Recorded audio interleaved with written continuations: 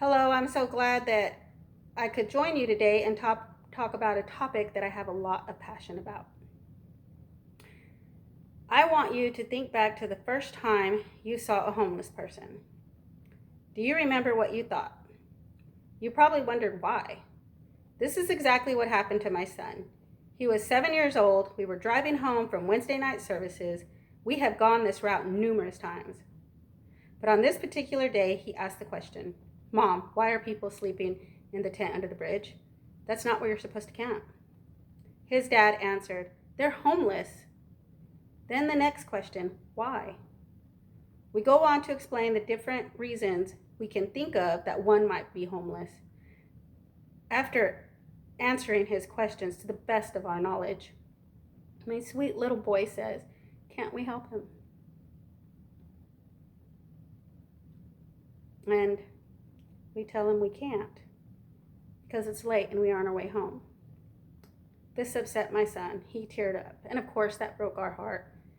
Since then, we have made a more intentional effort in helping those who are homeless in a variety of ways.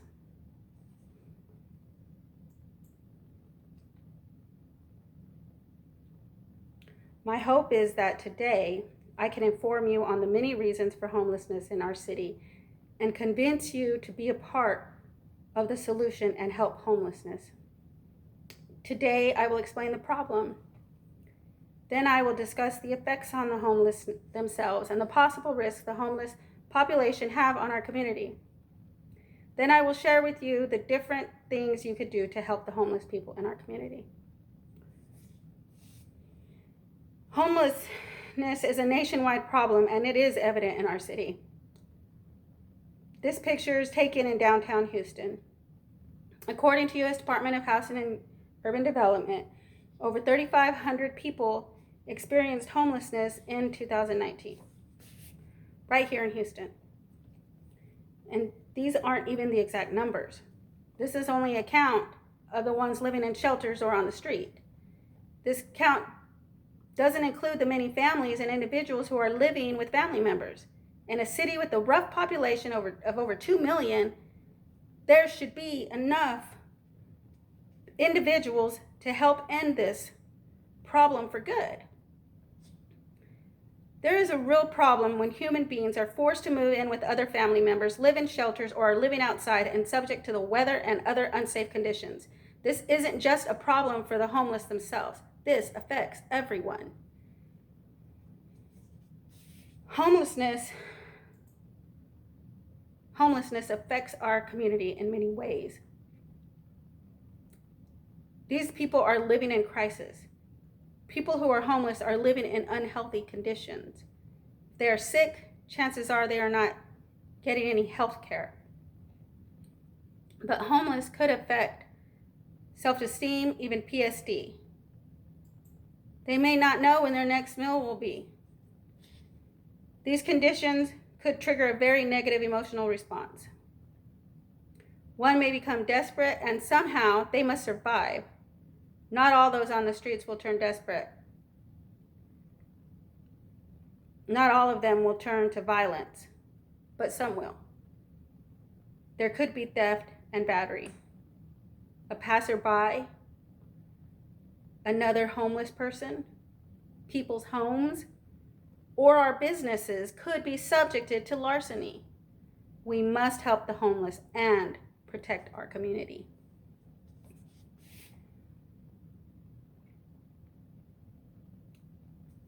In order for us to arrive to a solution, we must first recognize the causes. According to lifebridgenorthshore.com and endhomelessness.org, the number one cause for homelessness is affordable housing. There just isn't enough affordable housing available. And in an article written by Carrie Ann Naju and Dr. Amy Glassmere, bare facts about the living wage in America. The living wage in the United States is $16.07 an hour. On minimumwage.org Texas, in 2019, the minimum wage here in Texas is $7.25 per hour. At this rate, it's no surprise one can't afford the only housing which is actually available. The next leading cause is unemployment. Domestic violence, mental conditions, and drug abuse are among the top 5 leading causes for homelessness. Knowing what the causes are doesn't mean the solutions will be easy.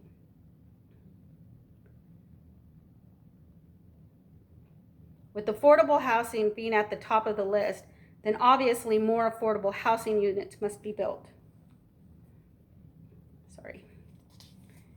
Then obviously more affordable houses must be built. On Congress.org, Congress has introduced 2 new bills for affordable housing, but not one has been passed to Senate yet.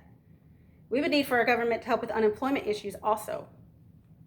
Paulise Bindokas on Quora writes the government would need first job creation and the public sector, for example, through large-scale public works and infrastructure projects, would require a large workforce. And 2, incentives to business to create jobs, usually tax breaks or co-funding, combined with the retraining program for the unemployed to allow them to take advantage of these job openings, amongst other ideas Mrs. Bintokas lists. Congress is currently strategizing on the unemployment problem, which has grown immensely due to the pandemic. We are currently facing an unprecedented time. And finding the right answer is also a work in progress. Meanwhile, if minimum wage is raised, it could stimulate the economy and possibly create more jobs. Domestic violence, mental conditions, and drug abuse are all causes that could be helped with more facilities to counsel and rehabilitate. This would also require funding from the government, but in turn would also create more jobs. So what is being done locally? There are shelters, meal sites, free clinics, and rehabilitation agencies already established here in Houston. Most are operated by nonprofit organizations such as the Salvation Army. A nonprofit organization is depended on by donors and volunteers to continue their social services.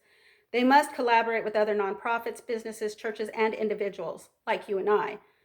They hold fundraisers, open thrift stores, all in an effort to meet the demands of those in crisis, and still employ the much needed staff to tend to the needs of the homeless. If these nonprofits had more volunteers, then they could expand their services to help more people. Likewise, if they had more funds.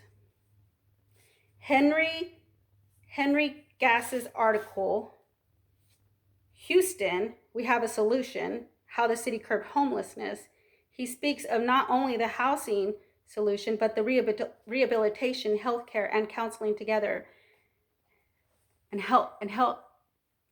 He speaks of not only the housing solution, but the rehabilitation. Healthcare and counseling together have made the difference. Yet, we still have over 3,500 people homeless in Houston. It is time to take action. The city is called Houston Strong for a reason. We don't need a national disaster to love our neighbors. We can help now. We can be part of the solution. So, how can you help?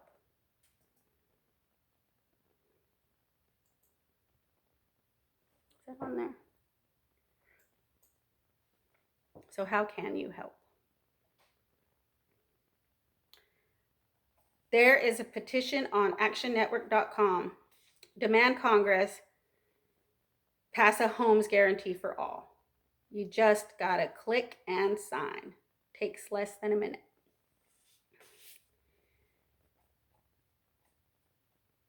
There is also a webpage, signmoveon.org.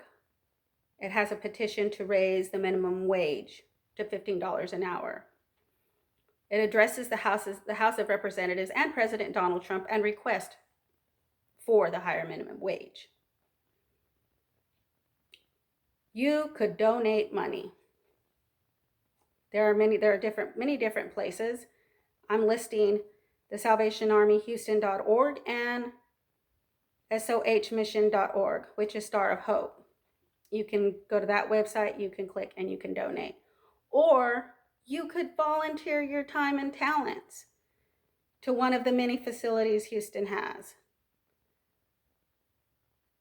I urge you to look into salvationarmyusa.org or sohmission.org/volunteer and sign up.